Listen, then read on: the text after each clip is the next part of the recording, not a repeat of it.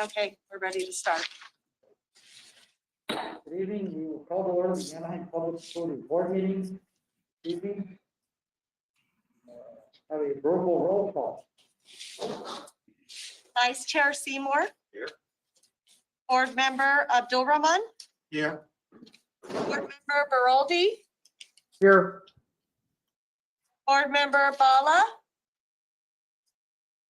Board Member Guyona. Here. Board Member Showalter. Here.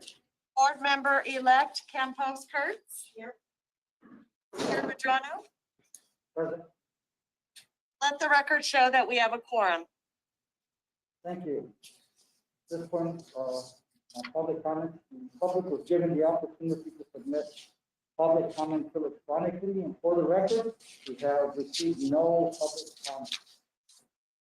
Now we have a recognition.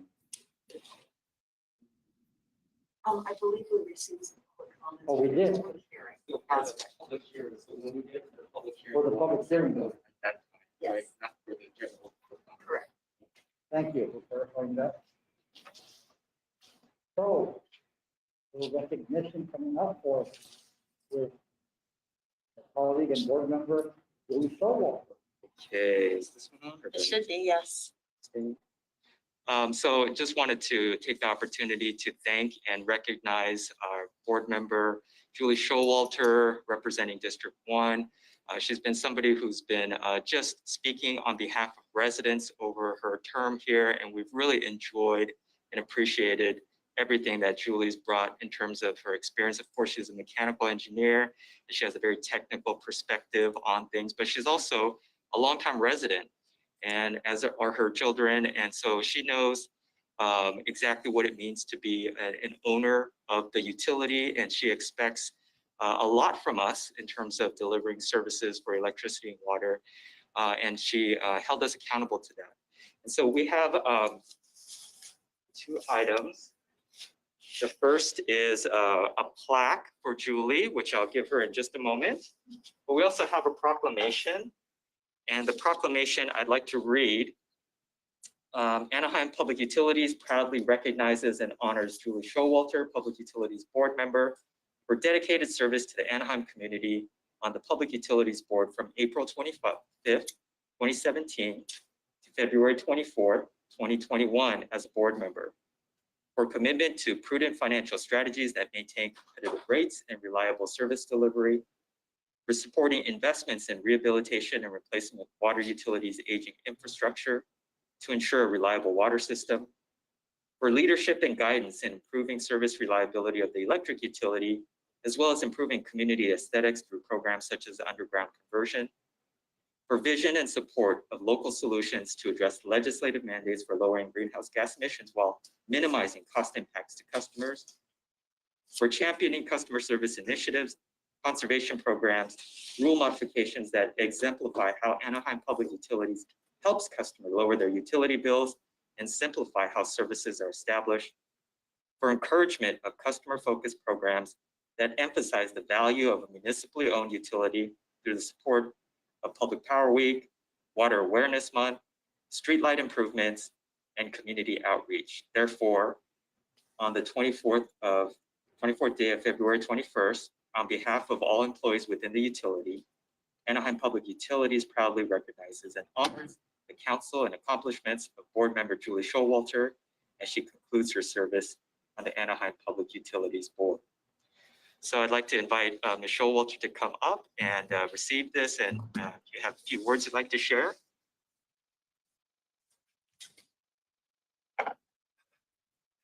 Thank you so much.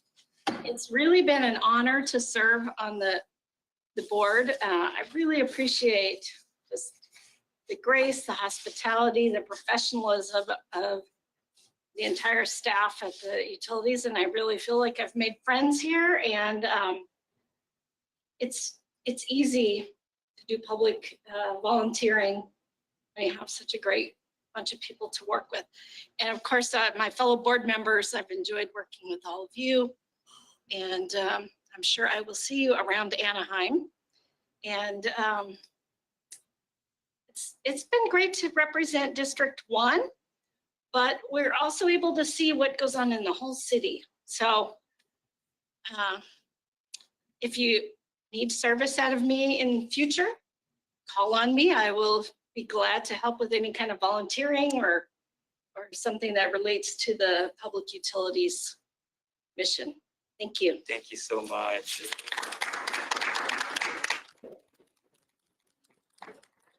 Okay. You want to do it in front of the. Gonna move this.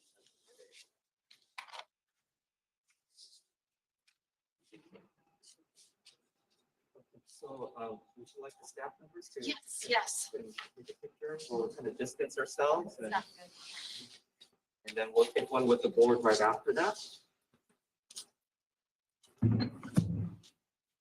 Socially distant somehow. So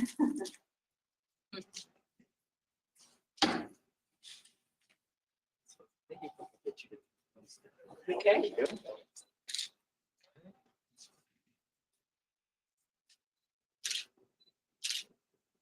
I don't know why I'm smiling under this. You can't see me.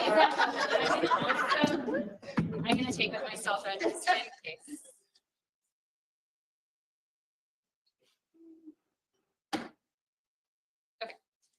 Okay, and then can we get one with the board members as well?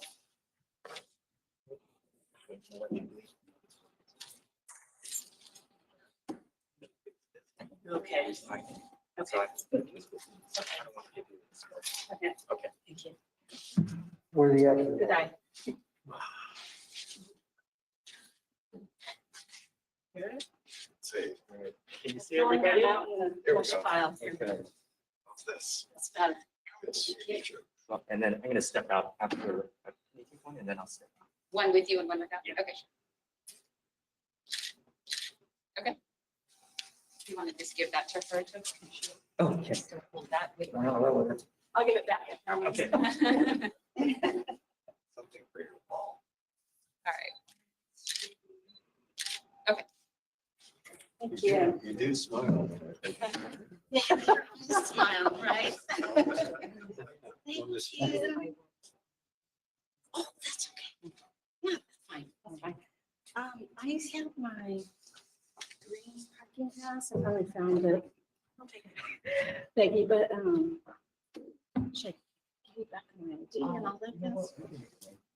Okay, okay. That's her. All right, great. Yeah. Yes.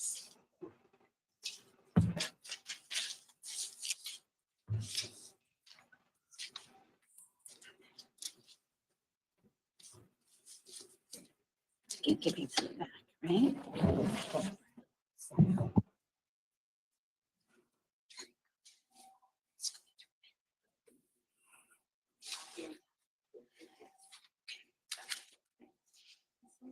Thank you. Thank you.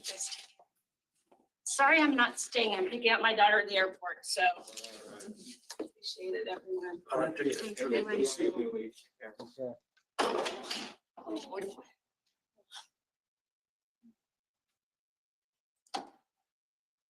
And for our next item, So we're gonna do a little. Then I'm gonna ask Al to come up to next item, which is the oath of office.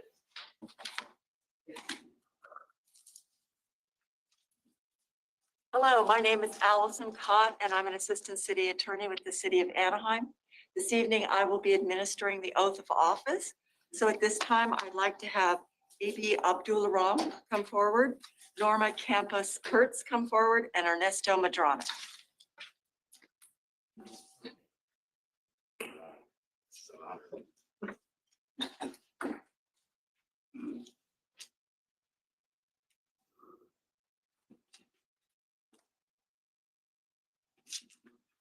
So I wanted to make you aware that the execution of an oath is required by Article 10, Section 3 of the California Constitution. So at this time, please raise your right hand and repeat after me. I state your name. I, Ernesto Medrano, Kurtz, do solemnly affirm do solemnly affirm that I will support and defend that I will support and defend the Constitution of the United States the Constitution of the United States and the Constitution of the State of California and the Constitution of the State of California against all enemies, foreign and domestic, against all enemies, foreign and domestic. that I will bear true faith and allegiance I will bear true faith and allegiance to the Constitution of the United States to the Constitution of the United States and the Constitution of the State of California, and the Constitution of the State of California. that I take this obligation freely I take this obligation freely without mental reservation or purpose of evasion, without mental reservation and purpose of evasion. and that I will well and faithfully discharge the duties And that I will well and faithfully discharge the duties upon which I'm about to enter. on which I am about to enter. Thank you. After this, I'll ask you to sign some official paperwork, but now we'd like to get some photographs to memorialize this important event.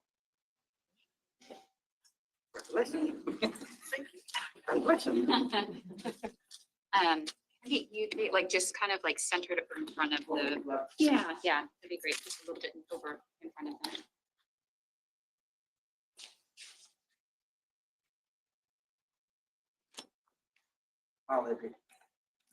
Are you smiling again? Hold on just another sec.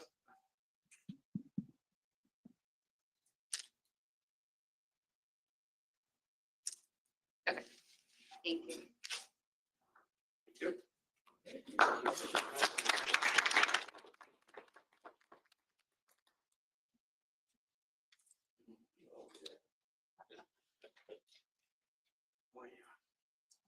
Okay. At this time, I'd like to, I don't know, yes, the full minutes. At this point, I'd like to entertain a motion to approve the minutes. I'll make that motion. A motion made by Vice Chair Seymour. Can I get a second? Second by Eddie. Second by Member Abdul Rahman. Can we get a roll call vote? This is a roll call vote for item number 4. Vice Chair Seymour. Board Member Abdul Rahman. Aye. Board Member Baroldi. Board Member Aye. Baroldi. Aye. Board Member Bala. Aye. Board Member Gaona. Aye. Board Member Campos Kurtz. Abstain. Chair Madrano. Aye. The vote is 6 ayes, 1 abstention, motion carries. Thank you. Item number 4 is, I'm sorry, item number 5 at this time is a hearing. I'd like to open the public hearing for, which is item number 5 on the agenda, concerning the formation of an underground district number 69, Cerritos, Nutwood. Prior to opening the public participation portion of this hearing, I would like to explain the procedures that the Public Utilities Board will follow in conducting this hearing. First, staff will make a presentation in support of the creation of the district and provide information regarding the noticing of this hearing. After which the board will have an opportunity to ask questions of staff. Written public comments, if any, on the district formation will be provided to the board before the record of the public hearing is closed. Finally, the board may discuss all evidence presented and make a determination regarding this item. Does any board member have any questions as to the procedures of the public hearing?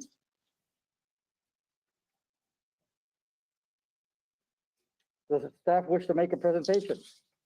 Yes, thank you, Mr. Chair. In addition to the staff report and attachments which serve as my report under chapter 17.24 of the municipal code, I've asked Janet Lonecker, Assistant General Manager of Electric Services, to introduce her staff to provide a presentation. Janet?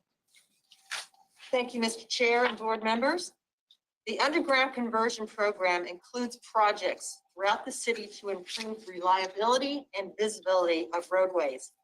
The 5-year plan identifies those projects, and the plan was previously approved by City Council in July 30th of 2019. I'd like to introduce Vin Tron, our principal electrical engineer, who will provide a presentation regarding the underground district number 69, Cerritos, Nutwood. Thank you very much, Janet, and good evening, members of the board and members of the public. My name is Vin Tran, and I've had the privilege of being involved with the underground program the last 13 years. undergrounding projects are incredibly complex, but they're also very rewarding to complete. So tonight, it's my pleasure to present the formation of a new underground district, number 69, Cerritos Nutwood, for the board's consideration. Since 1990, the undergrounding program has distinguished Anaheim by improving electric service reliability for Anaheim's residents and businesses, while also enhancing the aesthetics and visibility of the roadway by removing a heavy concentration of overhead facilities and also providing upgraded LED street lighting. The focus of the program is on major roadways, but the program was previously enhanced to also include reliability considerations on non-arterials and also collector roadways. Those enhancements to the program was previously approved by the board in 2016. The criteria established to select projects include engineering reliability considerations, coordination with other roadway projects, aesthetic enhancements, geographic diversity, and available funding. Based on the program's project selection criteria, the underground subcommittee recommends a new project to be added to the 5-year plan for the Public Utilities Board's consideration. The Public Utilities Board then considers the 5-year plan and recommends the plan to the City Council for final approval. In July 2019, with the board's recommendation, the City Council approved the current underground conversion 5-year plan, which included 18 projects spread across the 6 council districts, including the project on Cerritos Nutwood that is being brought forward tonight. We anticipate bringing forward an updated 5-year plan to the board for future consideration. The limits of this project is located on Cerritos from Nutwood to Euclid and on Nutwood from Catella to Ball Road. The project will underground about 1.5 miles of overhead lines. The estimated cost is about $9.5 million, and it will underground high voltage electrical and also telecommunication facilities, as well as a railroad crossing located just north of Catella. You can see in the photo that there is a heavy concentration of communication facilities that are owned by AT&T, Charter Spectrum. So by forming the district, these communication companies are compelled to participate in the undergrounding project. The project will be closely coordinated with the adjacent elementary school and high schools schedule to minimize the impact to the school's traffic. We were previously successful in coordinating the underground construction along Euclid that is adjacent to Loera High School, and we will continue to apply similar coordination principles to the nearby schools for this project.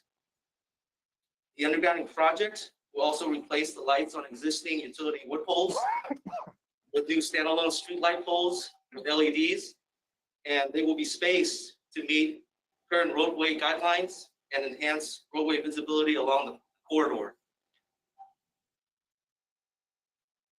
So on all of our undergrounding projects, we try to ensure that customer engagement is one of our top priorities. We provide multiple levels of coordination and notification through various phases of the project and provide contact information to customers so they can reach out to our project manager or inspector directly to discuss any special accommodations that they may need. At the end of each project, we send our customer feedback surveys and use that information to improve on our next project.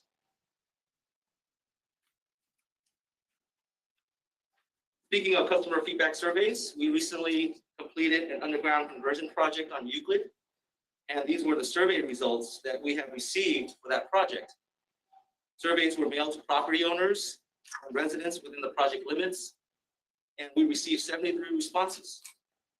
Based on the results of that survey, 86% was overall satisfied with the project. Most of the comments that we have received mainly pertains to traffic delays, noise, and dust. So in order to mitigate some of these issues, we were able to coordinate with our Public Works Department to modify some of the traffic signal times at intersections, limit some of the work hours performed in heavy traffic areas, have some of the work performed in non-business hours, especially near intersections, and have Public Works water trucks and sweepers to clean the area to address the dust issues. The board recommends this action to form the Cerritos Nutwood Project District tonight. The item would be brought forward to City Council for their consideration in March of 2021. If City Council approves the district formation, we will then begin to develop engineering drawings and construction plans in coordination with the affected utilities and agencies. As with any undergrounding project, we will work with the community to minimize impact to the neighborhoods and the surrounding businesses during construction. And at this time, we'll be happy to discuss any questions that the board might have on the proposed Cerritos Nutwood Underground District. Thank you, Vin. Mr. Chair and members of the board, with regard to the notice of public hearing for this agenda item, the city clerk has caused the following action. The notice of public hearing was published in newspapers of general circulation in the city of Anaheim, specifically the Anaheim Bulletin, on January 28, 2021. The affidavit of publication of the notice of public hearing concerning Underground District 69 formation was filed with the Secretary of the Board. The same notice was sent to all property owners within the proposed Underground District 69, as shown on the last equalized assessment roll. And the notice was also sent to all persons, which includes companies who own overhead facilities within the proposed district. Thank you. Does any member of the board have any questions? Please remember to direct your questions through me rather than directed to staff. Yeah, Vice Chair Simo? Ernesto, by my memory, the cost of this project is higher than normal. Could you ask staff to discuss complexities of this particular project that drove up this cost? Yes, yes. We actually extended the project, and then can talk about the program and what it used to be and what it is. Absolutely, Mr. Chair, the project was initially located on Nutwood from Cerritos down to Catella. We extended by another half a mile to extend it all the way through to Nutwood to Ball Road. And then also there are some additional characteristics of the project that can drive up the cost, which is the having to bore underneath the railroad tracks, and also having to underground some high voltage 69 kV lines that are at the intersection of Ball and Nutwood. So basing it off on previous projects that we have completed and seeing what numbers we have gone at that time, it was a safe estimate for us to estimate for this particular project. So I believe the original estimate was about 1 mile of undergrounding. So we actually increased it to 1.5. And one of the feedback that we've received from board and underground subcommittee members in the past is they don't like to see these little spurs that we leave behind it, but they like to make it a little bit cleaner. So this went all the way to Ball Road, which got rid of another half mile. Thank you. Thank you. Any other questions for members of the board? Hearing or seeing none. If there are no further questions from the board due to the COVID-19 pandemic, in-person and oral comments regarding the proposed district formation will not be accepted. However, members of the board were able to submit comments electronically. Members of the public were able to submit comments electronically for the board's consideration. This is in addition to written correspondence received from those receiving mailed notice of the district formation. Have all public comments received electronically been submitted to the board for consideration? Yes, all public hearing comments received electronically were emailed to the board for consideration. Has the secretary of the board received any correspondence concerning from those who received the mailed notice regarding the formation of underground district number 69? Yes, out of 1,006 public notices that were mailed, we received 2 emails and 4 phone calls. One of the email correspondences was from the Southern California Gas Company, indicating that they do not have any transmission gas facilities within the project limits. The other email correspondence was from a resident who was concerned that the city was going to be widening Nutwood Street. The resident had some concerns with homeless congregating near railroad tracks, and staff responded to the customer indicating that the city does not have any plans for widening on Nutwood, and that the new underground power lines will be installed within the existing roadway with the exception of service laterals. In regards to the homeless issue, staff explained that the new streetlights that will be installed will be LEDs that will improve overall visibility, and also offer to inform Community Service Department's Neighborhood Services team to coordinate with code enforcement and Anaheim Police on homeless matters in the city. The 4 phone calls were from residents who wanted more clarification on public hearing notice. 2 of the callers also wanted to know if the overhead lines along their respective rear property lines will be undergrounded.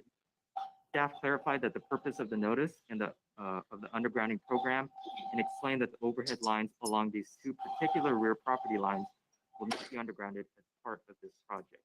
And you may recall that the focus of this program is really to do the large roadways unless there's a reliability issue. So we explained that to the residents. Thank you. The written correspondence is hereby received into the record of the public hearing. If there's no further discussion, we will now close the public hearing on this matter.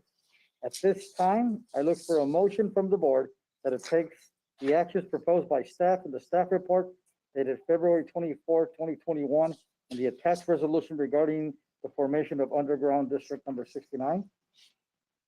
I move with the motion. Motion made by member Abdul Rahman, second. I'll second. Second from member Campos.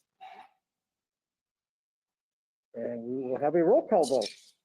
This is a roll call vote for item number 5. Vice Chair Seymour. Board Member Abdul Rahman. Aye. Board Member Baraldi. Aye. Board Member Bala. Aye. Board Member Guyona. Aye. Member Campos Kurtz. Aye. Chair Madrano. Aye. The vote is 7 ayes. Motion carries. Thank you to staff, and we look forward to continuing to underground power lines throughout the city. Next item on the agenda is item number 6. We have a presentation on community engagement annual update. Yes, thank you, Chair. So this is our annual update. Because of COVID, we have to kind of redirect and change the way we've done efficiency rebates and other programs. And so here to introduce the speaker is Melinda. Good evening, hello board members. It is my pleasure to introduce you to Lisa Estrada, our Community and Sustainability Program Manager. And this evening, Mrs. Estrada will provide the board with our update, our annual update of our community programs and engagement with the local Anaheim community. So without further ado, I believe Lisa is on the line. Yes, thank you, Dooku, and thank you, Melinda. Good evening, Public Utilities Board and Board Chair and Vice Chair and board members. Thank you for the opportunity to present to you APU's annual community engagement programs. I think we can all agree that 2020 was certainly a year filled with challenge, change, and opportunity. And although our presence in the community looked different from years past, our commitment never wavered. In the following slides, I'll provide you with annual highlights to demonstrate how we were able to stay the course, even during this extraordinary and unprecedented times. This year's highlights will capture 4 key areas. For instance, we engaged in the community through creative outreach efforts to inform customers of our many programs that can assist them in reducing their energy and water use while saving money in a sustainable and environmentally friendly way. We modified our existing customer service programs and created new ones to respond to a great community need. And through our school partnerships, we welcomed every opportunity and continue to do so to engage our youth through various programs and initiatives. And finally, our energy and water sustainability goals, which aim to improve energy and water efficiency for our customers while ensuring that we are minimizing our impact on the environment. I'd like to take a moment to speak to our overarching goals because collectively we work towards these and achieve them through our far-reaching outreach efforts. As you can see in the graph, we have achieved our targeted goals for FY19 and 20 as established by legislation indicated on the slide. However, to no surprise, the pandemic caught up to us and affected our program participation as we made the decision to redirect efficiency and other program funding to emergency assistance for our customers to support their greatest need. And although we remain focused on our community, we will work hard to continue to achieve ambitious statewide goals despite the temporary reprioritization. During calendar year 2019 and into spring of 2020, right before COVID, we were able to reach approximately 250 residents at senior and multifamily complexes to promote our efficiency and income qualified programs.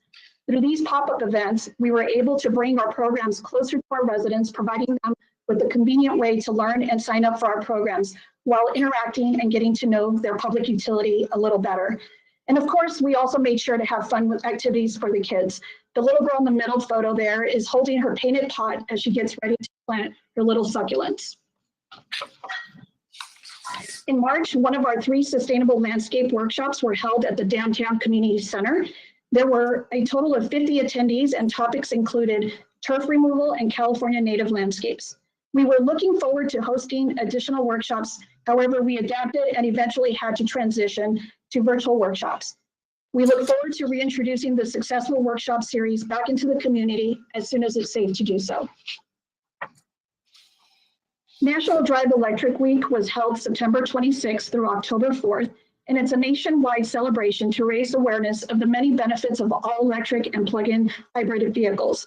The plan was to host a ride and drive event. However, we had to change gears due to the pandemic and instead invited electric vehicle owners to participate in our first annual We Drive EVs video contest. Electric vehicle owners submitted a short video telling us the best part of owning an EV to promote the benefits of going electric. During the holiday season, APU wanted to do something special for the community. We hosted our first annual drive-through holiday light exchange event where we provided gift bags filled with various useful items. We also partnered with local restaurants to provide small denomination gift cards, making it a win-win for residents and local restaurants during this time of need. We provided free LED holiday lights in exchange for their inefficient holiday lights, which were then properly disposed. We received approximately 400 strings of lights. We also hosted a toy drive, drop-off, and collected 120 brand new toys and books for the Anaheim Community Services Adopt a Family program. In addition to the gift bags, we distributed solar car kits for kids to engage in a fun STEM-related activity during their holiday break. The event drew nearly 200 participants, most of which, of course, drove through, but we did have a handful of walk-ups. Early on in the pandemic, and unsure how long it would go on, we thought it was important to respond to our community's heroes. For example, APU created essential and frontline workers thank you kits with a distribution of over 216 kits, which included various energy efficient lights along with artwork designed by APU's employees' children. And for kids who were not quite used to being indoors as much early on in the pandemic, we provided a fun art activity for kids to keep busy during the early days of the pandemic. We distributed dozens of these kits to Anaheim residents. We have seen all levels of government step up to support and assist individuals who were impacted by the pandemic. APU reallocated some of its resources to help customers who were and still are struggling to pay their utility bill. Some examples of these are our COVID Emergency Assistance Program, LIHEAP funding, payment plans, income qualified discounts, such as our Green Power, and our military, disabled, and senior discount. So far, we've been able to assist 3,700 customers with a little over $600,000 in funding. As mentioned in the previous slide, LIHEAP, which stands for Low Income Home Energy Assistance Program, is a program to assist with bill support for electric and gas, weatherization, and emergency rental assistance. We also reevaluated our internal processes under these new conditions to look at additional ways in which we can make it easier for our customers to receive assistance. Another program that was newly created in the fall of 2020 was the Internet Access Rebate Program to assist Anaheim's low-income families who found themselves unexpectedly having to telecommute and/or who had children who were remote learning. Through this program, families can receive up to $120 in rebates for their internet costs. Our commercial team worked to provide our business customers assistance through our Small Business Direct Install program. We also provided customers with thorough bill analysis and on-site assessments to help them identify areas where they could reduce their energy costs. We are currently in the process of developing another program, which is a $1,000 small business emergency bill assistance program for qualifying businesses who have experienced a COVID-related hardship. Under our income qualified residential programs, we have seen an increase in participation, which reflects the need among our customers. There were a few changes and additions we made to our programs. For example, we standardized our programs to be 80% of the OC median income across all of our income qualified programs and added the COVID-19 emergency assistance program and a 10% discount for water customers along with the leak repair rebate. Moving on to school partnerships, we had 11th and 12th grade students at Canyon High School's STEM education class, which were provided with a presentation on the environmental and cost benefits of owning EVs and participated in a consumer choice activity in which they compared the price of an EV to normal combustion engine vehicle. Students also had the opportunity to tour one of our APU Chevy Bolts on their campus. You can see in the photos that they're engaged in the information that was presented, and in the photos to the right, you can see them getting more acquainted with an all-electric vehicle. During Anaheim Achieves after-school program, we were able to reach 25 K through 6 students. They learned about electricity and where it comes from in Anaheim. They also learned about energy use at the home and identified energy vampires, such as phone chargers or maybe your Alexa if you're not using it. So those are some examples of what we consider energy vampires. And of course, they also learned about electrical safety. While outdoors, they learned more about solar power and used a solar tool while touring the school's solar panel canopies over their parking lot. And then ended the afternoon with a solar car building activity. And the little boy on the right seems quite intrigued with the idea that his little car can move with the power of the sun. Catella High School and Baden-Powell Elementary were the inaugural winners of the Sustainable Schools Award Program. Winning schools received 30 Energy Star Chromebook laptops, a charging cart, and mouse pads. The objective of the Sustainable Schools Award Program was to recognize Anaheim schools that have made strides in environmental stewardship at their campuses and infusing sustainability into their curriculum. These kids were pretty excited to have new electronic learning tools readily available to them. On November 18th, we hosted a virtual lab day with 75 third graders at Danbrook Elementary. The highly engaging and fun-filled event was complete with an electrifying dance about electrical generation, learning about the distinction between renewable and non-renewable energy, and an interactive discussion about how students can save energy in their home. School fleet electrification is expanding. Anaheim schools have installed 26 EV bus charging stations to date. Both school districts are in the process of receiving additional EV buses this coming summer and are already set up for expansion.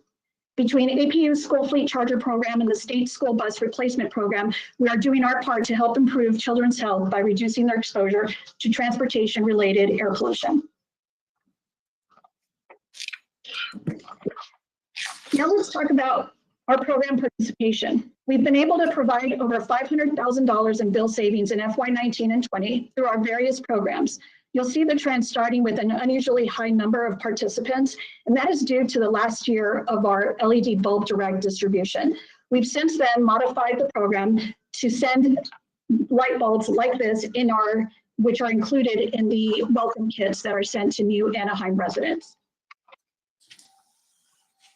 Through our commercial energy efficiency programs, we achieved over $1.7 million in bill savings. We also offer energy assessments and the installation of $2,000 worth of energy efficiency measures such as LED lighting and smart thermostats, and $600 worth of water measures such as high efficiency toilets and sinks through our small business direct install program. Now that we're past the drought, we've seen a downward trend in participation, which is also compounded by COVID. Our plan is to focus on our education efforts to assist with awareness around year-round conservation. In summary, we've been able to achieve our water and energy savings goals by reaching out to 43,000 Anaheim customers, which resulted in $2.2 million in bill savings. Thank you again, Board Chair, Vice Chair, and Board members for the opportunity to share with you our annual customer engagement program highlights. Thank you. Questions from members of the board? Hearing none, we'll move on to our next item. Thank you very much. Our next item is an item that I was privileged to agendize last month. We heard a lot on issues of the community choice aggregation in the newspapers. It's been every once a week or so, you read something about it, various cities in this county. So I thought it'd be a good idea to educate us all on what is the community choice aggregation, so we understand it. So with that, we will proceed with the presentation. Mr. Lee. Thank you very much. I'd like to ask Brian Bielner to introduce his speakers. Sure, thank you, Mr. Chair, members of the board. Tonight we'll present to you an overview of community choice aggregation, what it is, how they're funded, different communities in the state that have them, and how Anaheim can partner, or the impacts to Anaheim of these various organizations, and how we could partner with them. So to make this presentation, I've asked Sean Smith, our Integrated Resources Manager, to give this overview for you this evening. Sean? Thank you, PUB, thank you, public, thank you, staff. Chair Madrano, you said that my opening line there, and then Brian followed it up with my next slide. So I will basically skip the slide 2 here. And one of the things that's come to the attention is Orange County, although CCAs have been a large part of California, they're relatively new to Orange County. And recently we've seen some headlines. You've seen them in the paper. One, and you've seen, it's called OC Power Authority. And these are the participants: Irvine, Fullerton, Huntington Beach, and Buena Park. Lake Forest actually just voted last week to say no thank you. They could withdraw by the middle of March with no penalties. So they decided against that. So we're going to explore now how an OC Power Authority, or CCA, differs basically from APU, POU, and Edison, or IOUs. So what you look at right now is we first law established way back in 2002, AB 117, was further reinforced by SB 970 in 2011. And there are little different organizations. Oversight at the IOU level is CPUC, whereas POUs, it's your local governing body, that's the oversight. CCAs are a hybrid of this. So what you have here is the CPUC is still over it, watching certain things, and also they do have a local governing board. So local governing boards process the rates, the procurement, and the program authority, whereas the CPUC oversees the renewables, or the implementation and startup, and something we'll be talking later on called exit load fees. And what those are is when you leave the utility at that time and place, the utility has bought resources, and so you have to continue to pay for them. And that's called an exit load fee, and we'll get into some other things later. In a CCA, what we have is they are responsible for generation only. They're not vertically integrated like we are. And all the other services are provided, transmission and distribution, billing, all that is provided by IOUs. So you'll even see on your bill, if you sign up for a CCA, well, not here, but other people who are outside Anaheim, that energy bill. IOUs, it should be noted, are the provider of last resort. And in the event a CCA defaults, they go back to the IOU. IOUs have been moving to this model since the energy crisis. And so now all their revenue is tied to transmission and distribution. So they're pretty much happy to let the CCAs take over the energy portion, because their profit center still remains intact. POUs remain vertically integrated, as most of you know here, and we own, procure our generation. We have our transmission and distribution, customer service, and all our programs. Existing CCAs. Sean, in Orange County or various other entities, is it opt-in, opt-out? How do people choose whether or not they're going to join the CCA? Opt-in, yeah, we'll get to that. And basically, when it starts in your territory, you automatically get opted into a CCA. You actually have to call and say, I don't want to be part of it, send me back to the IOU. So they have a very high uptake rate, and a lot of people don't even bother. And so that's why they continue to have a very large rate of acceptance in the communities. As you can see from our slide here, Marine Clean Energy actually was the first CCA back in 2010. And since then, 22 additional CCAs have formed, and they have 11 million customers now. And many more are in exploration, and you'll see its coastline and moving inland.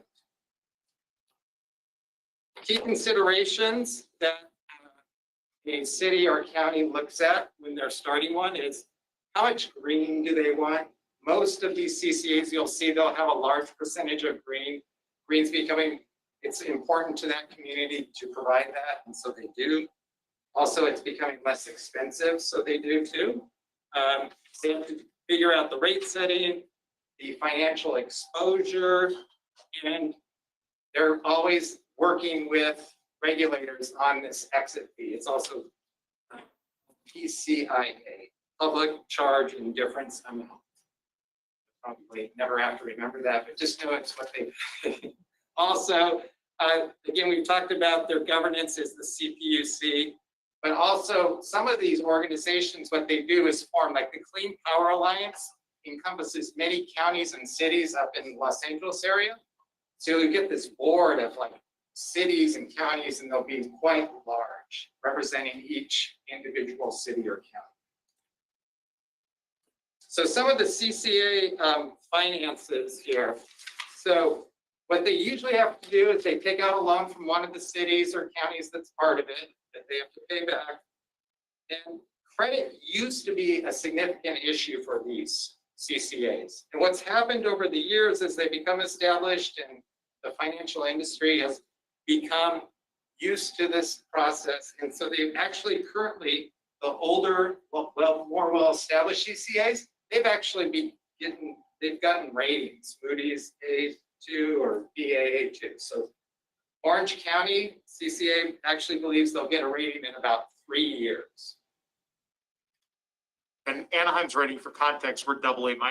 So we're much higher rated than they are because we have a longer track record. Our resources, we have much greater resources. Our financial strength is much higher. So we obviously have a higher rating. Their finances are much thinner than ours because their margins are thinner and they're reliant on funding or financing from the member agencies that formed it. And in most cases, their finances don't. I was just gonna say that we also have assets, right? So a CCA is really basing their what they borrow or other things based on revenue that they anticipate in the future. And we do the same as well, but we have physical assets as well. These folks do not have physical assets like distribution lines and stuff. These are some of the largest CCAs. They're with customers over 200,000. And as I talked about, a lot of these are where you'll see multiple cities and counties join together. You'll see, for instance, up in LA, 3,600 megawatt peak.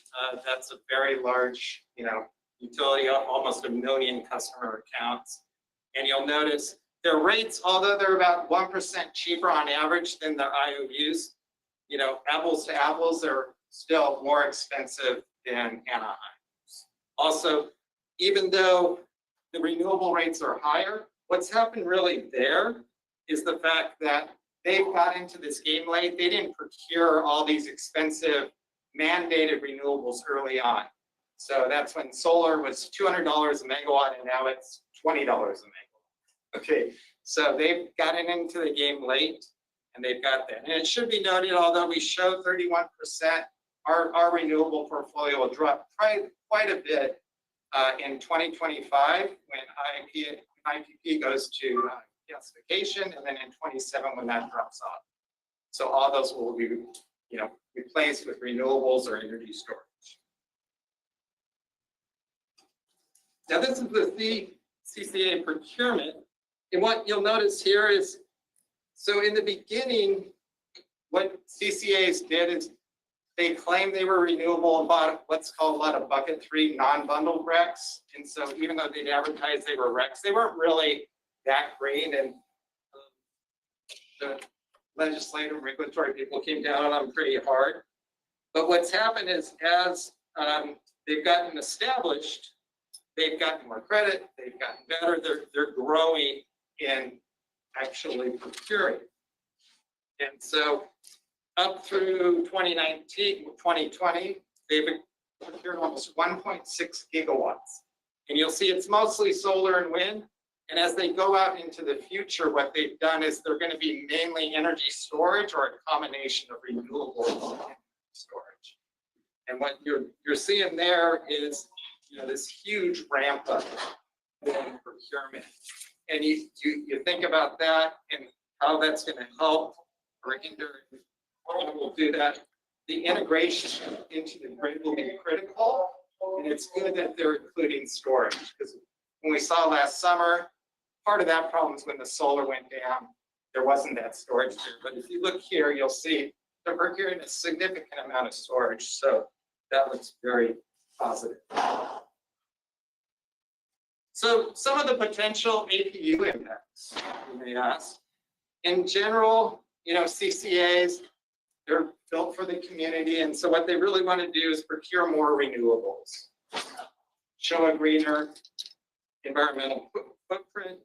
So as more and more agencies, CCAs, come online and they're procuring more renewables, the legislature is more likely to actually say, hey, well, they're doing it, why doesn't everybody else? And guess what? You know, the crosshairs are on APU, so expect more legislation for more renewables coming, you know, as you see that ramp up. Reliability impacts, just like us, they're regulated, they have to participate in the CAISO market, and they're regulated by the CPUC, so they have to procure a certain amount of capacity.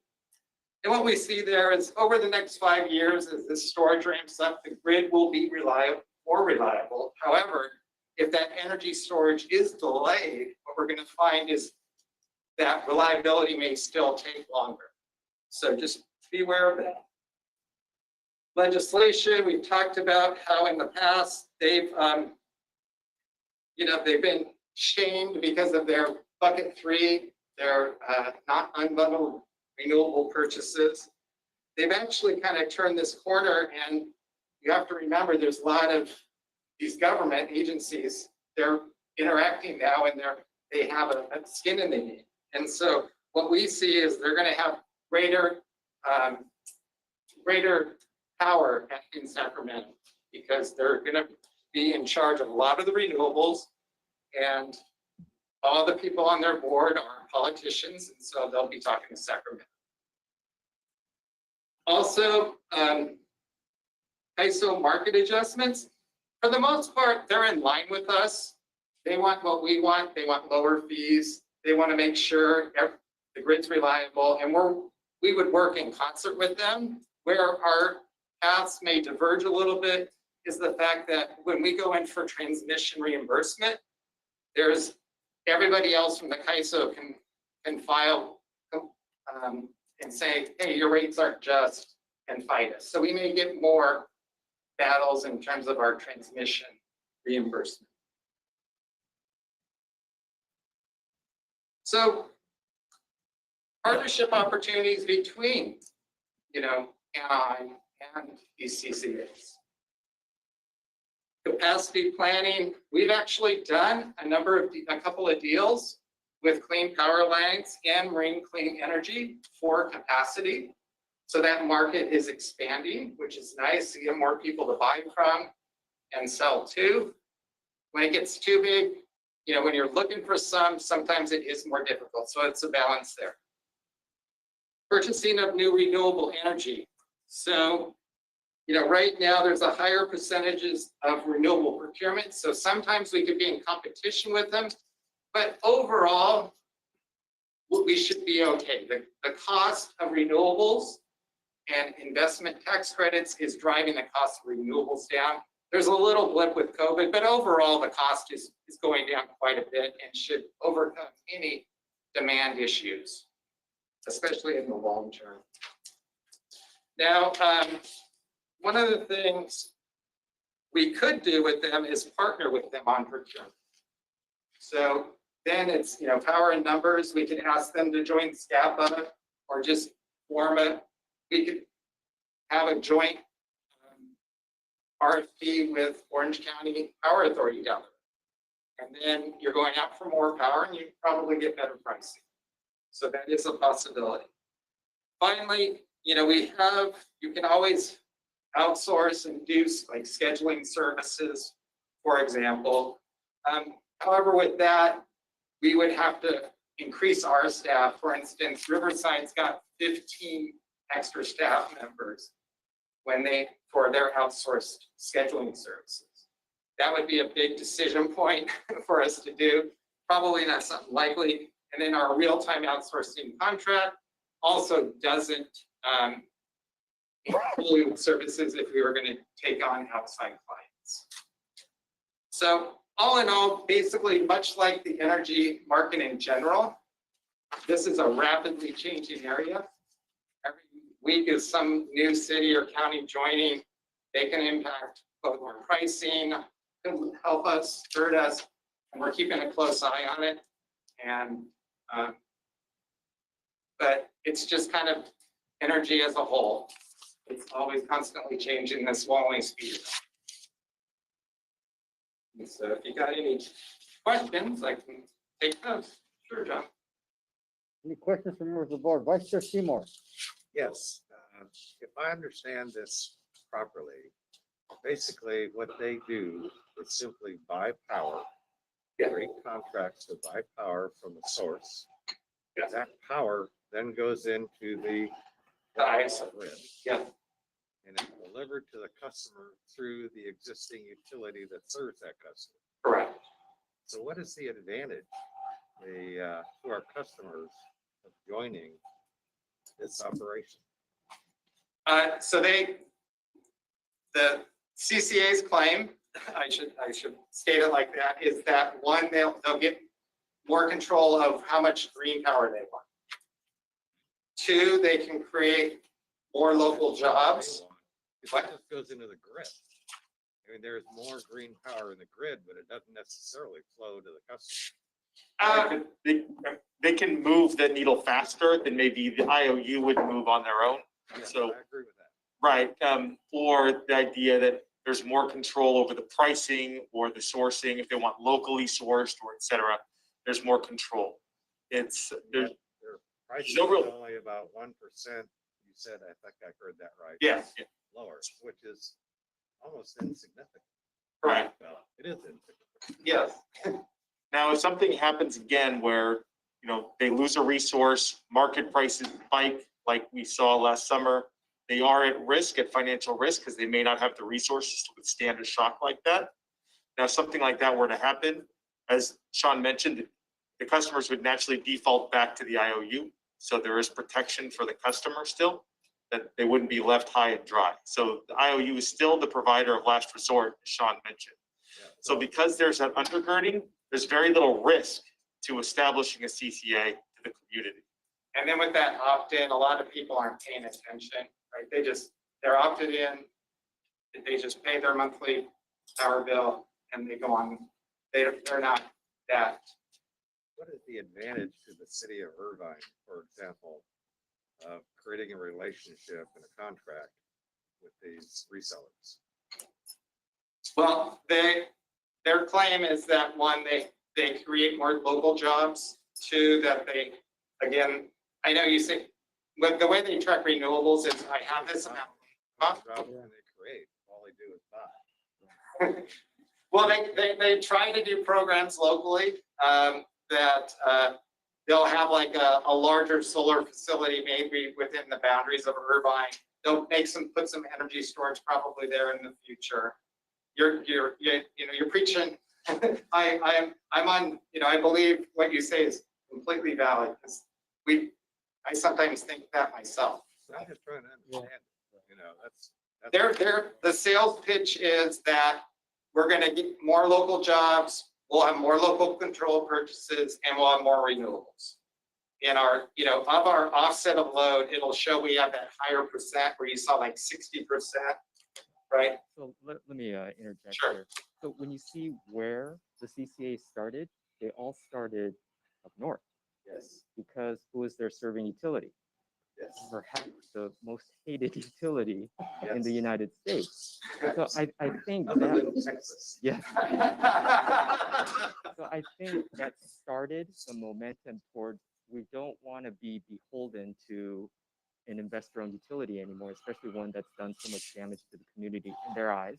And so could we look at an alternative? So I think that's where a lot of this Yeah, began. that makes a lot of sense. And from there, it spawned into now we also have these other attributes like a greener portfolio or more control. We have local elected officials who may now represent the decision-making in terms of what resources we get.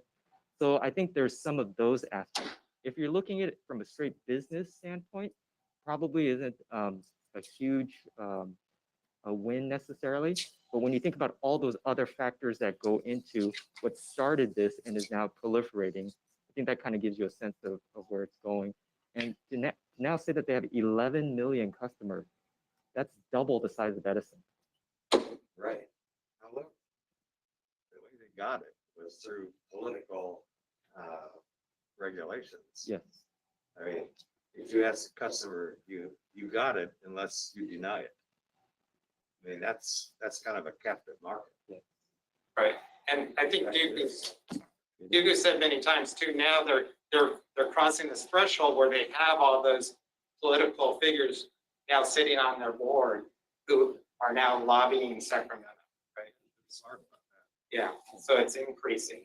And what I was puzzled is that it doesn't really produce anything, doesn't generate, doesn't have assets, delivery, Very thin and margins. they're still dependent on an IOU.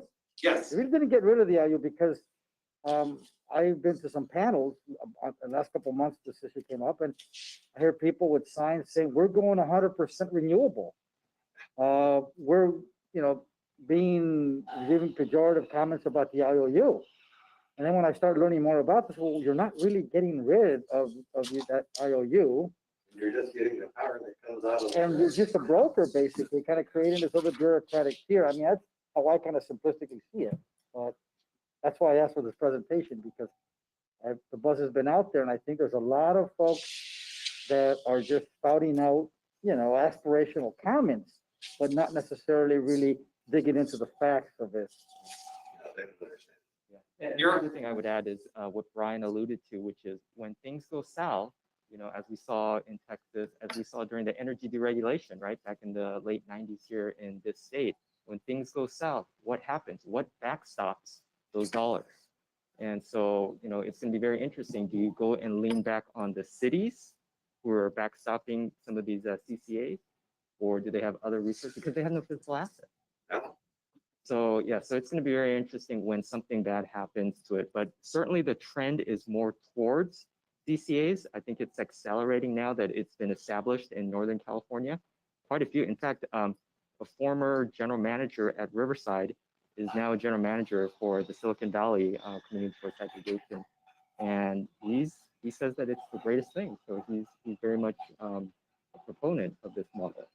So I think our job here is to help explain what it is because it's in the news, kind of tell you some pros and cons and things about that.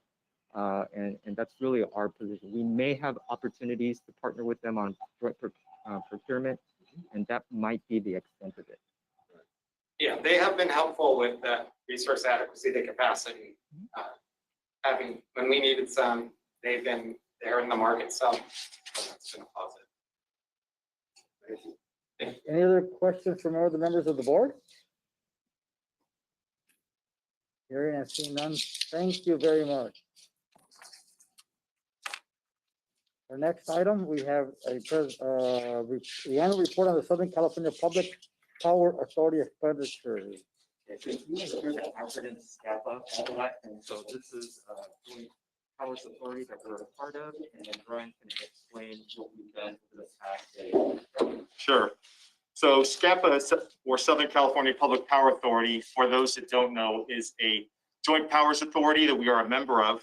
And we are a member with other agencies that are structured similarly to us, like Riverside, Los Angeles, Burbank, Glendale, IID, et cetera. We build assets together, whether they're transmission assets, generation assets, or maybe even join into purchase power agreements together in order to scale up to reduce the price, right? So this is an organization that we are a part of. Duku is on the board. I'm on the finance committee. So every year we do report back to the Public Utilities Board about our financial expenditures with SCAPA, just for full transparency. And in fiscal year 2020, we budgeted $80.5 million out of our $290 million power supply budget, or about 28% of our power supply budget was budgeted for SCAPA.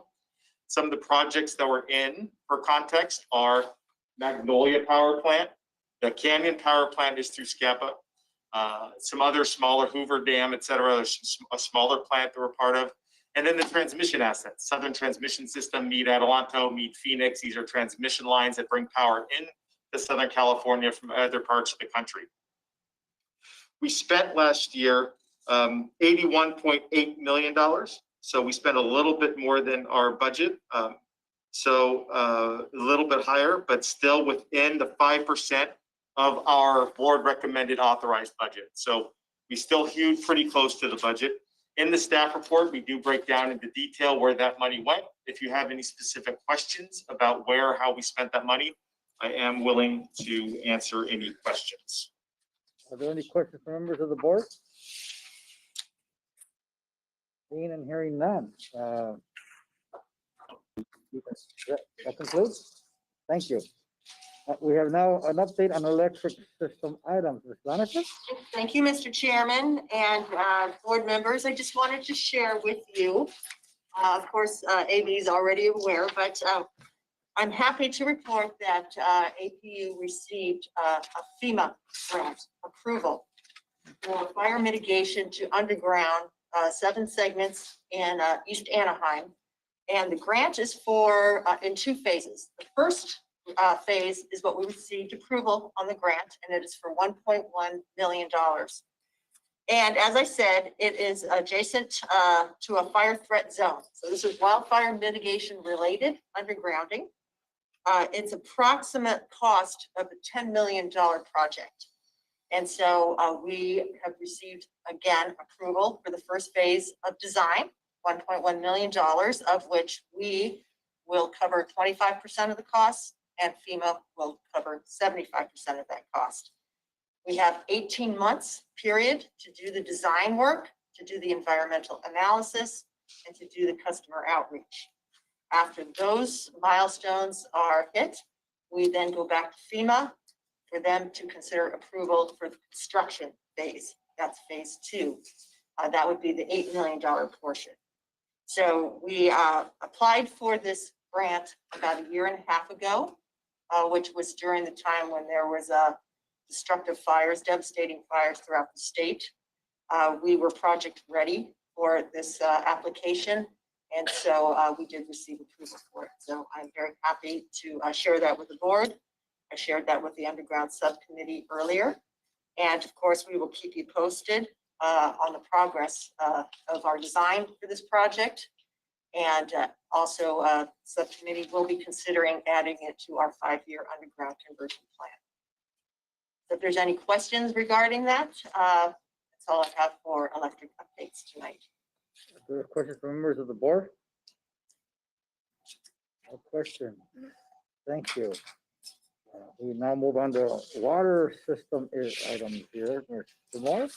Yes, thank you, Chairman. First, I'd like to go to our water supply dashboard. We go through this each month, and it gives a picture of our storage for our local and imported water supplies, and also an outlook of where our precipitation is. We're right now about halfway through our wet period of the year, which really tells a story where we're at.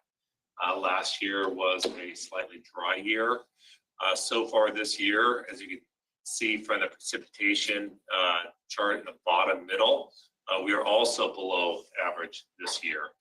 And we did get a good dump of snow in Northern California about a week ago that did help, but we still are severely dry. And you can see in the graph at the bottom right with that dark brown hovering over California, we plan to be dry for several more weeks. So with that, we're relying both locally and for our imported water on water that is in storage, in our groundwater basin. As you can see in the upper left-hand corner, which is still very healthy. That's primarily because We're not pumping very much water out of the groundwater basin because our wells are mostly offline due to PFAS contamination for the past year. So that's why this groundwater basin is getting higher and higher. But we are importing more water, as well as many of our neighbors are. And so the two charts on the right, graphs on the upper right, are declining drastically. So we are pulling a lot of water. We, through Metropolitan Water District, are pulling a lot of water out of our storage accounts. Now, luckily, as I've been mentioning for the past year, we've had very high levels of water in our storage accounts. Water demands are very modest and moderate throughout Southern California. So we will be okay this year with the water we have in storage that we're importing, both from Lake Mead and from Northern California. However, coming up in about a year, we're going to be right on the bubble of withdrawing so much water from our storage accounts, as well as other Southern California water agencies, that we may be looking at allocations a year from now. And so that's something we're going to keep an eye on, unless conditions improve in the Colorado River Basin and in Northern California. So I'll keep you posted that over the next year. The next thing, hold on, again, that. So the other thing I want to update you on, there has been newspaper articles on our water wholesaler, Metropolitan Water District, regarding ethics and ethics investigations that they've been having. They've been discussing it at the board meetings for about four to 5 months. Members of their staff who've been coming to the board meetings, talking about issues that they have with their management. The board has taken it very seriously, and they brought on through the independent ethics office at Metropolitan Water District an outside investigator. The city of Los Angeles and some other water agencies are very concerned, as we are, but they have written letters and have been in the newspaper stating their concerns. If their concerns aren't met, they may look at drastic measures, such as maybe even withdrawn from Metropolitan Water District. Now, how could they do that? We don't know, but that's something that they did send that letter, and you may have seen that in the paper. So that's something that's being investigated, taken seriously. I just want to let you know we are monitoring that, as well as our director at Metropolitan Water District is also monitoring that. And then you pulled the next slide. We did give a tour. You may remember last month I offered a tour of our Linda Vista water complex. This is we gave a tour to 3 of our directors, Baraldi, to AB, and to Director Board Member Seymour. And this is one of our largest facilities. It can produce up to 16,000 gallons per minute, serving the entire city of Anaheim, pretty much. And so that is comprised of a bunch of 5 wells, groundwater wells, booster pumps, a large number of booster pumps, and a water tank. And so we're in phase 2 of a 3-phase program to upgrade this very important 50-year-old facility. These are some of the new electrical panels. It's a massive electrical control room that we showed, that we put in miles and miles of new electric and control cables. It's very impressive. And this is the 2nd phase of that program. The 3rd phase, the last phase of that upgrade project, will be in the treatment plant. And so that was another thing we talked about too, is our groundwater treatment plant program. The first step of it is going to be brought to the board for consideration next month. And this site here, the Linda Vista complex, will be one of the sites that receives a treatment in that first phase of that program. So that program, we just finished we're in the solicitation process and are negotiating with the design build team to bring that to negotiate that and bring that recommendation to the board for consideration next month. We're very excited about that. Again, that project will bring on 8 of our groundwater wells back online to allow us to produce cheaper groundwater rather than importing more expensive imported water through Metropolitan Water District. And with that, I would answer questions. Any questions from members of the board? Hearing none, we will move on to update on finance and energy resources items. Mr. Chair, members of the board, it has been a busy month for in finance and energy resources, so I do have a number of items. Before we go into the dashboards, I do want to mention, if you did not see it in the press, the city's credit rating from Moody's was dropped from AA1 or AA minus to A1 or A minus, based on their current budget deficit and the plans to remedy that budget deficit. It doesn't really mean anything for us per se, and in essence, it may actually be a strength for us in the fact that the city has not asked the utility for any financial support to help balance their budget. So that is a strength for us. But I do have a call with Moody's next week, and I did get emails from Standard & Poor's today requesting information. So they are continuing to monitor our situation as relative to the city, especially considering the shutdown of the resort and the impacts it has on us. So as you can see by the financial dashboard, on the electric revenue, we are still actually relatively flat to budget on revenue. We're only 0.7% below budget, which, considering all that's going on, is quite remarkable. Our wholesale sales have really buttressed our revenue numbers. So we are in actually really good financial shape considering what we thought we'd be in when all this started. Our expenses are 6.6% below budget, or about $14.5 million below budget. So all in all, we're doing pretty well considering all that's happening. So I hope I'm able to communicate that to both Moody's and Standard & Poor's and let them have a sigh of relief. On the water side, we do have some continued softening because of the lack of demand in the commercial industrial sector, continued lack of demand. So we are about 5%, 4.8% below budget on sales, with a corresponding 5.8% below budget on costs. So we're about budget neutral when you look at lower expenses but lower costs for water. We want to go on to the energy dashboard. We did revamp it a little bit. We don't have nearly as much detail as we used to have. If you want all the detail, we can restore it, but I just wanted to give you high-level perspective. The top table is our wholesale, it's our total generation compared to load. The generation is the line, and the load and the wholesale, or the actual generation, is the bar chart. So our load, I'm sorry, is the line, and the generation is the bar. So you can see we're continually generating more than we need each month, and that you can see corresponds to the table below our wholesale revenue compared to budget on a month-by-month basis. So that's really what's been supporting our revenue numbers, is this wholesale revenue.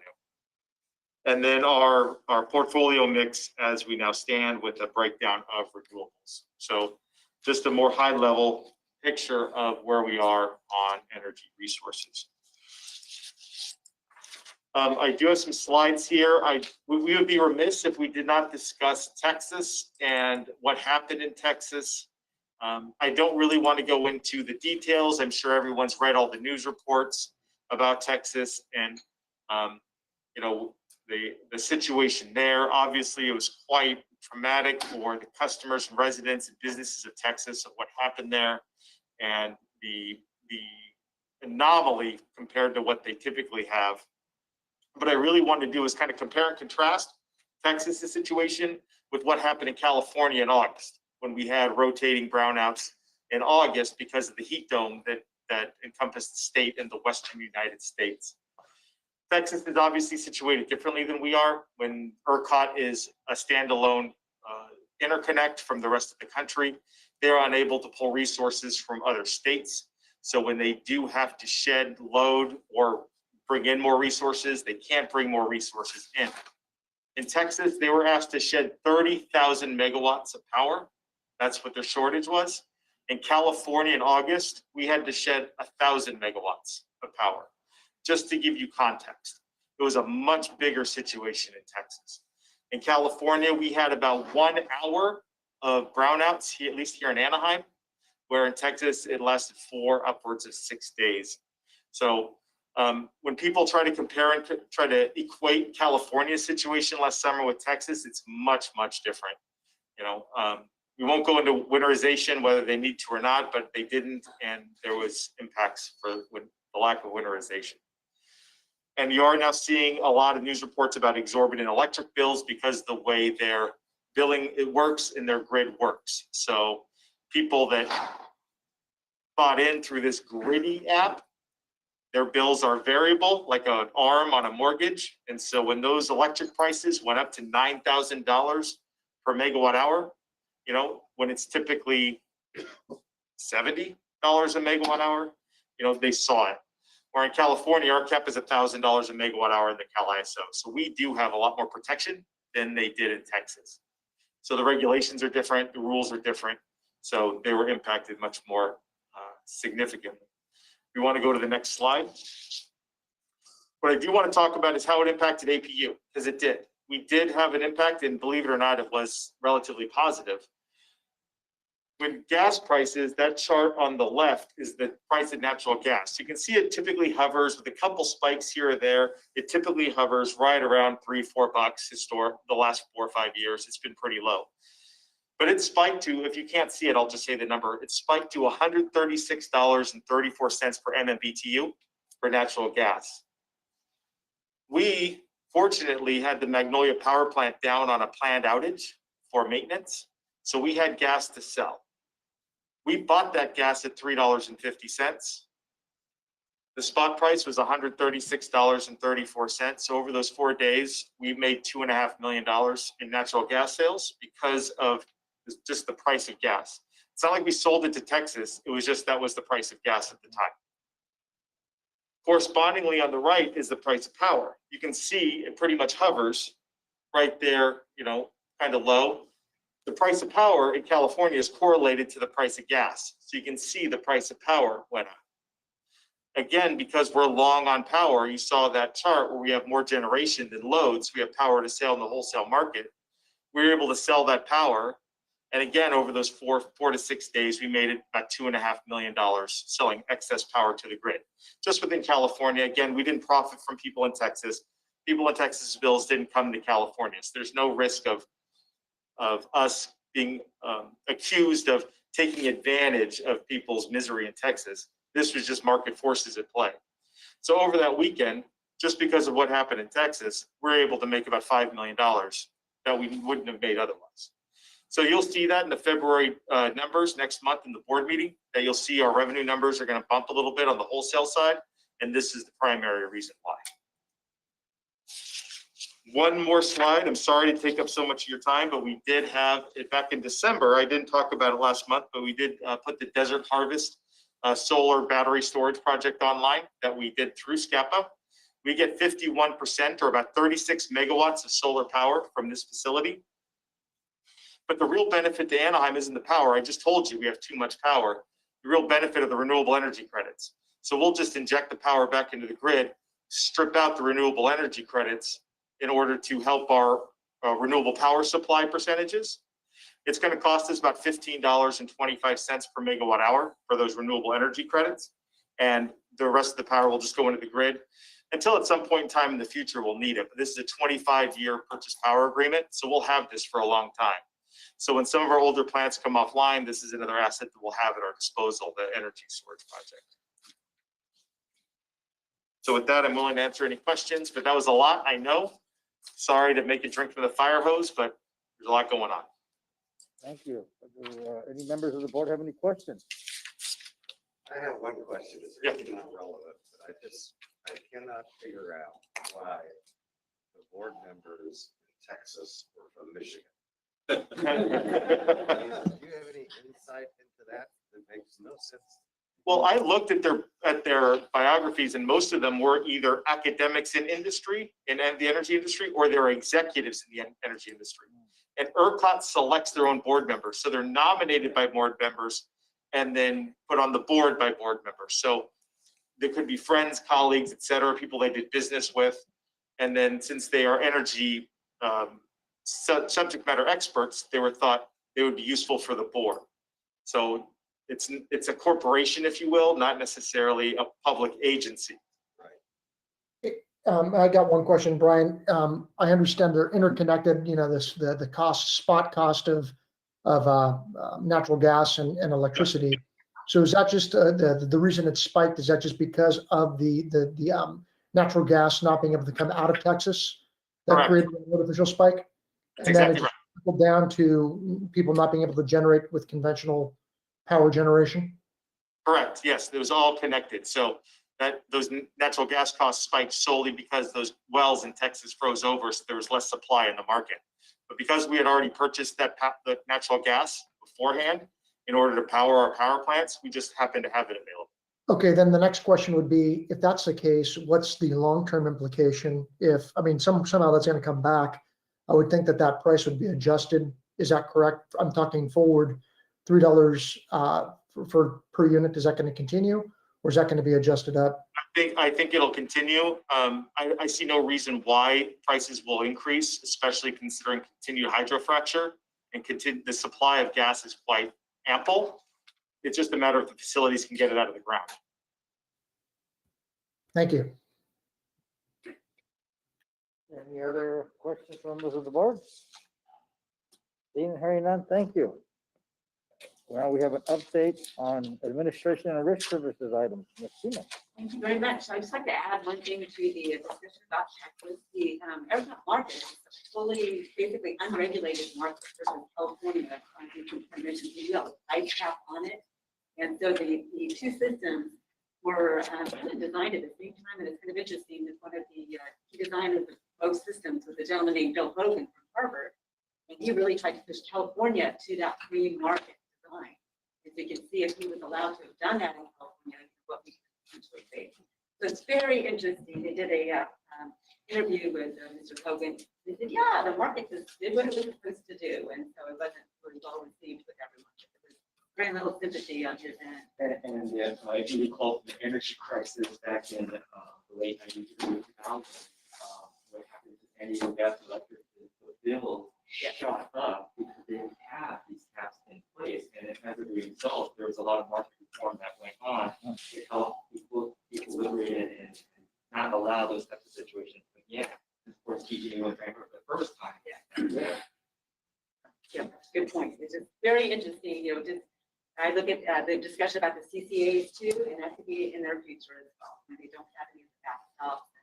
It's kind of interesting to open to the market. With that, I do have several updates for you this evening. In your packet is the internal plan. Everything went very well this quarter. All programs were in compliance and no violations. I did want to highlight that the Department's water quality lab passed its annual testing certification. That's a big ruling, and so it's always a good accomplishment and that is done in the past. And also, we had 2 inspections of our emergency generators by the South Coast Air Quality Management District. They found we had no findings. So again, that's very good news. Switching gears on the residential level pay program that Mr. Board Member Boraldi brought up last month. This was actually really fortunate. We had a chance to go back and look at that program and make some improvements to it. These improvements included clarifications on bills, looking at some of the bill calculations and fixing those, doing some additional training with our staff, and also improving some of the search tools so that when you go to the web, you can more easily locate this program. Residential customers have interest in it. Mr. Boraldi also proposed an additional idea, looking at level pay to business. So we're looking at that as a pilot program. And we'll include that possibly in our tools to help businesses in the future. So thank you for that, Mr. Boraldi. On the, do you mind doing the slide? We began welcoming back customers into the building February 8th. That was a very nice thing to be able to do. We had about 48 customers a day coming through there. Most of them were doing identification, verification. They things that are very difficult to do over the phone, so it was nice to be able to provide that service. As you can see, everyone's been socially distancing. And to kind of put that number in context, pre-COVID, we did about 130, 140 people a day coming through that counter. During COVID, of course, the first shutdown, we did about 80 people. So right now we're doing about 50, and it will probably slowly come back. You may recall during COVID in March, we introduced the interactive voice recognition system. We do a lot of things now over the phone that we couldn't do before. So we expect this number to increase, but maybe not as much as it was in the past. And then this month, I'll be introducing a new dashboard. It will initially cover legislative and safety issues, and I think you'll work to identify different programs, maybe customer services, as we put them online. So the legislative session is in full swing, and that should get your printing. I know it's kind of hard to read on screen. And the last day to introduce new bills was Friday, and as of Friday, we have 2,300 new bills introduced. A lot of them are spot bills, but some of them have a lot of context to them. So it's almost like there was pent up bill energy from last year, when they really limited the number of bills that can be introduced. So I think it's going to be a really interesting legislative year. I highlighted 3 bills. 2 of them we talked about last month, which was the building decarbonization, and kind of the impact and why we're interested in that, because it really is indicating that the state wants to move away from natural gas. So that is natural gas generation, which is used for reliability. That's kind of an interesting aspect we're looking at, so concerning. Also, the water service disconnections that we mentioned last month. The new bill would increase the extensions for disconnections from 60 days to 120 days, which is pretty significant if the person's behind on their bill. The new one I'd like to talk about today is AB 525, and it's having to do with mandates for offshore wind energy.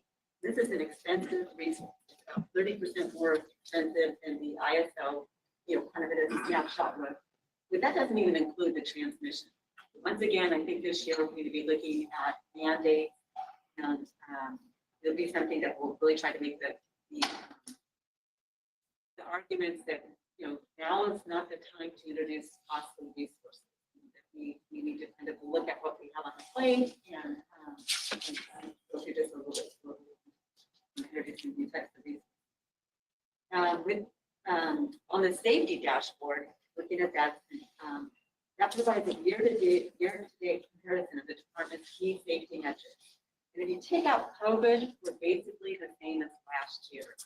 So the only exception is we did have one shoulder injury that increased the metrics from last year.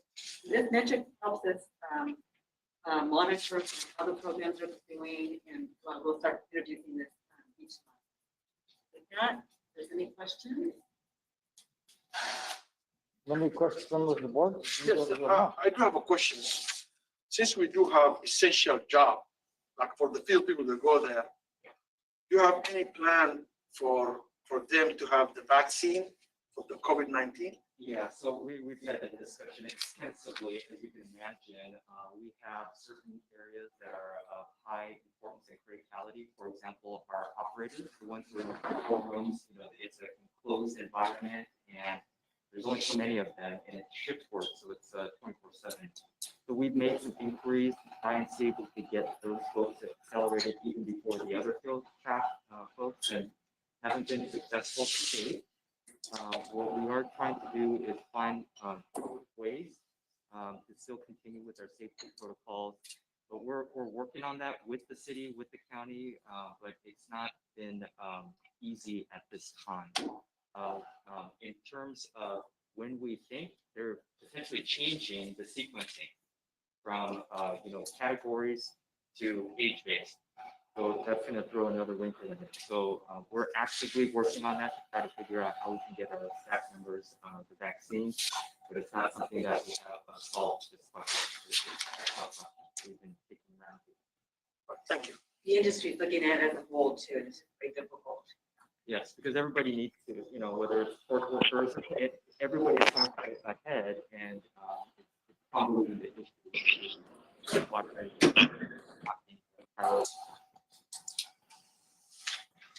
Any other questions, members of the board?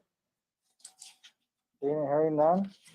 The item by secretary. Thank you, sir. I have a number of items. One is we were requested to provide the utility board rosters, and so this single sheet handout that you should have in front of you gives you your term information, and then and then also if you're on any subcommittee.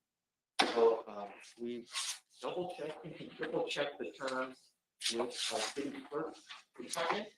But if you see something in there that doesn't look quite right, or if there's a question on it, please bring it up and let us investigate it with the city clerk's office on your behalf. So if I interpret this correctly, if you had a partial term for the first one, you basically can apply for a second term. Instead of having 8 years, you go 10. Almost 10. Right? Because you have to be under halfway of the first term. That's what considers it partial, and you're not exactly at that halfway point. Got it. So yes, that's essentially correct. The next item you should have at your plate sitting is this is a tool book that Melissa Sison and Melinda group put together, and it's a great resource to kind of get a quick snapshot of various facilities that we have. We'd love to have you visit these in person at any time. And if any of these interest you, we'd be happy to conduct a tour safely. But this is a quick snapshot. It's a great book table that you can put in and show your friends and family. Okay. I wanted to mention that there is a virtual Brown Act and ethics training for board and commission, and it will be scheduled through the city clerk's office, and the city attorney will be conducting it on March 31st, which is Wednesday, at 5:30 p.m. And again, it will be virtual. So we have informed Ms. Campbell Kurtz off this one as a new board member. And if anybody else would like a refresher on Brown Act or to interact with the city attorney, this would be a good opportunity to do so. I think why don't we send the board the email information from the city clerk? Okay. And so we'll ask you in an email, and if you're interested, let us know and we'll sign you up. Planned items for next month, we have a safety services presentation and a department order on the safety program and accident prevention manual. We have a presentation on electric reliability. That's our annual update on that. We have our biannual utility success indicators. And then we have some agreements that were in development. And so we'll see if we can get them completed in time.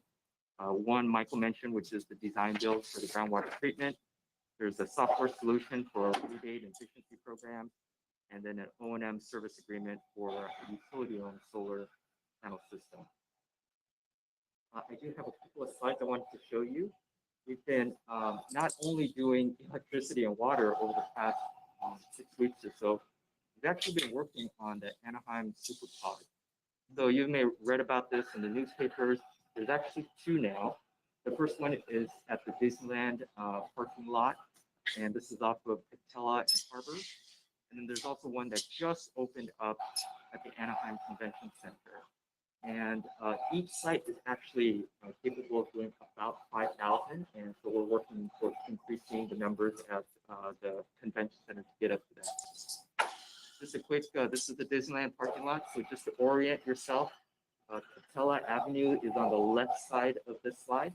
And so we're looking east, and so you can see people lined up on the right here, and they make their way towards the series of tents. And this is one of our employees. This is Yoli, who handles contracts administration, but here she's directing people. And they go through a series of different tents to register and then eventually get their vaccines. A lot of, because this was the older group, there's a lot of people who needed wheelchair assistance, walker assistance. And so a lot of what volunteers did was we had a number of wheelchairs that Disneyland provided, and then we would take, allow them to use it to get through the whole thing, and then we would kind of return it back to the folks. This is Augie, who is also there, and you have Sarah and then Cal on the right there helping out in various areas. And this is what the vaccine clinic looked like, where there was a series of tables and then the medical practitioner would administer the vaccine. This is the convention center. So this just opened up. We had a number of staff there as well. So of course, this is indoor versus the outdoor. So, but it's very large because it's for exhibit space. We have Eldon here on our left and Myra on the right, and they're helping out with various aspects, including registration and then helping fill out the vaccine card. That's Sean right there. But the other day he was over there and he was doing a different job. And then you can see Michael, he got the most important job. So,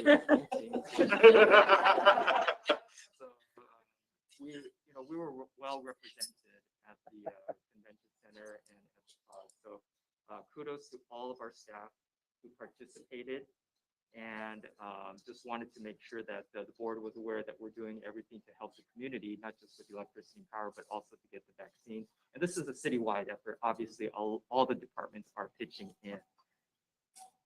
And the last thing I have is I'd like to request that we close the meeting in memory of John Pellegrino, who passed away earlier this month due to a medical emergency. Member of John's family and some of his co-workers are on tonight's call with us. John was our electric capital projects manager in charge of two very important aspects of the electric utility. First, John managed our protection systems. What was the significance of that? If you remember the Super Bowl in New Orleans between the 49ers and the Ravens, there was a 30-minute power outage that affected the game. Really, that was John's job. He protected our system from things like that happening. And when you consider the number of major venues that we have and serving a population of 60,000, it was a very important job. But John was such a capable engineer that he also managed our automation program. John understood how a 100-year-old grid could be modernized and automated using digital relays and software to make smart decisions and return power to customers faster. John designed and implemented the central nervous system of the utility that worked in tandem with our human operators to make our grid smarter and safer. He even secured a federal grant from the Department of Energy that accelerated the program.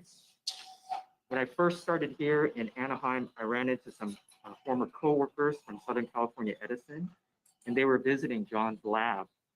I asked one of the managers what he was doing here, and he said that he wanted to see what Anaheim was doing with automation, and John was giving them a tour. To give you some perspective, Edison serves 5 million meters with the corresponding funding and technical resources to do just about anything. And here they were visiting us to see what John was doing. Just impressive. And if things didn't work the way John wanted, he would simply write the software code necessary to make things work.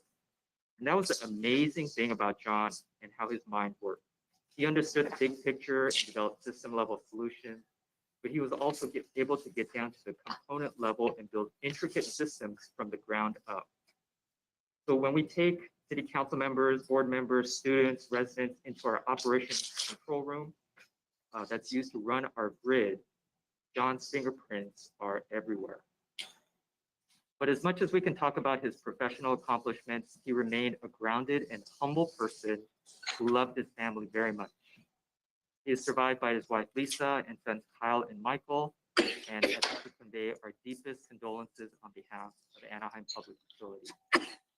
John was also a huge hockey fan and a devoted coach in youth hockey.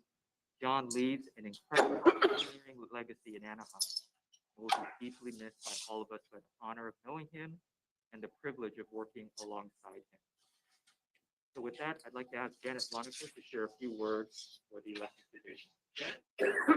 Thank you, Dooku, and I certainly echo your sentiments about the incredible accomplishments John has made here at Anaheim and his genuine and humble demeanor. He was one of the most respected individuals, not just here at the utility, but industry-wide. I remember talking about Anaheim to my former co-workers from San Diego Gas and Electric. And I heard several times about how talented that guy up in Anaheim was. And of course, they were referring to John. I walked into the control room here in Anaheim when I first started and saw the same complex control systems for our modernized grid here in Anaheim that we had at SDG&E. And I knew that it took many, many teams to accomplish that. Whereas here, John probably worked with 6 team members to accomplish that as well. So incredibly impressive. John touched every division, electric, water, customer service, technology. and his kindness resonated with so many. So I wanted to share a video clip with you all here and also with John's family who have joined us here at our meeting tonight and are online on the call.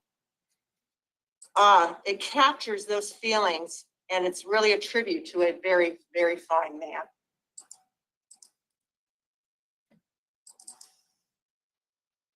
On behalf of John's Theater Group, Pablo, Daniels, Amy, Augie, James, and myself, Robert, we'd like to offer our deepest condolences and sympathy to Lisa, Simon, Michael, and the entire Pelican family. John was a great mentor and a visionary in the industry, as he was always forward thinking and pushing each of us to go above and beyond. We miss him greatly as boss, but more importantly, as a friend. John was incredible at solving things. One time, I was complaining with someone regarding an equipment layout that took too much real estate. Happened, I walked in, didn't say much.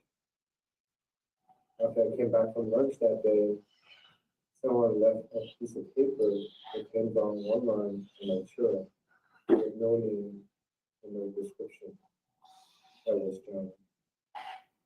John and I also talked various personal things like electric vehicle, his smartphone, allergies, about how to save money, family stuff, and retirement. John will be truly missed. Hi, my name is Augie, and I want to share a moment that I had with John. It was my first day at SCADA, and I asked him, "What's your expectations of me?" And he said, "AMI, and don't mess up." I found that pretty funny at the time. And a year later, in a review, he hands me over a Post-it note. I read it, and it said, "You did not mess up." I found his humor very funny. I really miss working with him, and my condolences to the family. He was a great one. Thank you. In addition to that, those are John's coworkers. He was a wonderful mentor. In addition to that, the City of Anaheim's Office of the City Clerk has written a letter to John's family dated February 18th, 2021. Dear family of John Pellegrino, on Tuesday, February 16th, 2021, at the meeting of the Anaheim City Council, the council adjourned in memory of Mr. John Pellegrino at the request of Mayor Pro Tem Stephen Fessel. Words cannot express our sorrow for your loss. Our thoughts are with you and your family at this time. Sincerely, Teresa Bass, City Clerk's Office. Again, we express condolences to the family of John.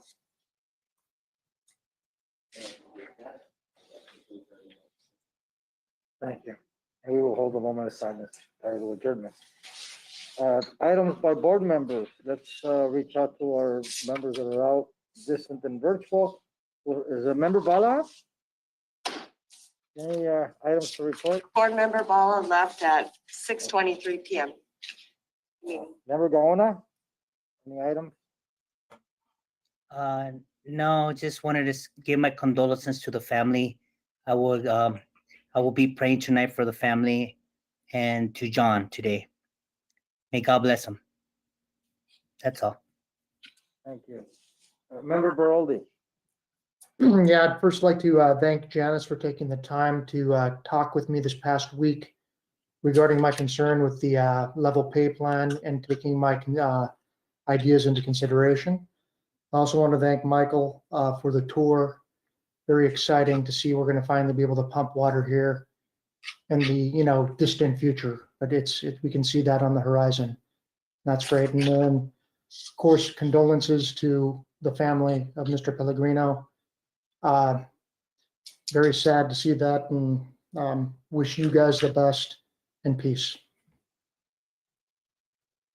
Thank you. Items by member Abdul Rahman.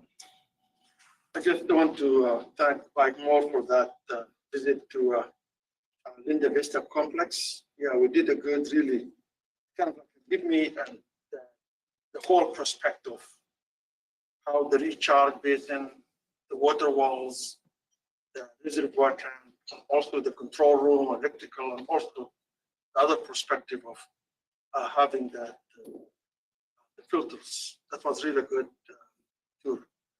And also I give my condolences to John family for their loss. Thank you. Thank you. Vice Chair Seymour. Yes, I too want to thank Michael for the wonderful tour that we had and recommend that any board member that was not able to attend that, I'm sure Michael will be able to assist you in establishing a date. We'll find it very worthwhile because we do have the issue of PFAS in our underground, and this is going to take care of it. And it's going to solve a whole lot of problems, including rates to our customers. And so it's well worth your time to go look. Listening to description of John Pellegrino, he was absolutely unique and is a huge loss for us, and I'm sure his family as well.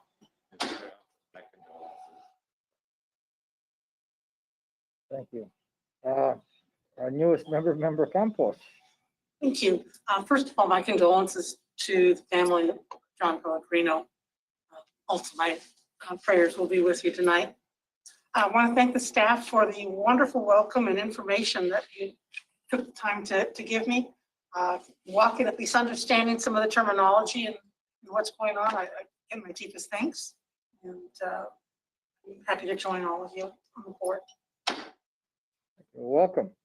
And for my part, I want to welcome our newest member. I've known member Campos Kurtz for quite some time. She is very dedicated to the city of Anaheim and the community and the role that she's worked. So I'm excited to be able to welcome her and be able to work with her.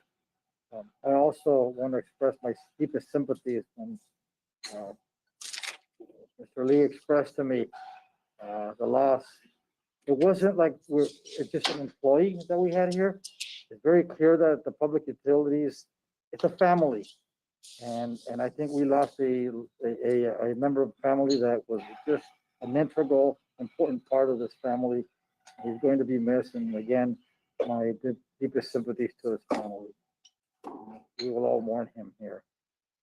And again, I want to thank staff for the presentation that was made on the community choice aggregate. I think it's something that we'll be hearing more about.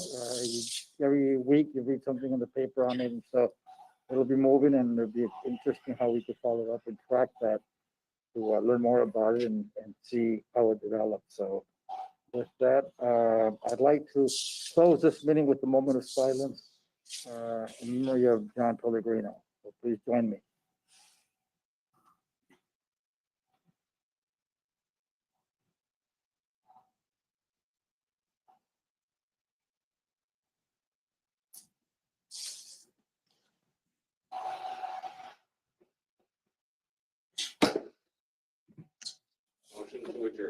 Motion made by Vice Chair Seymour. Can I get a second? Second by member Abdul Rahman. Roll call vote, please. This is a roll call vote for item number 15. Vice Chair Seymour. Aye. Board member Abdul Rahman. Aye. Board member Baraldi. Aye. Board member Gaona. Aye. Board member Campos Kurtz. Aye. Chair Madrano. Aye. The vote is 6 ayes, 1 absent, not present. Meeting adjourned. Okay. Right.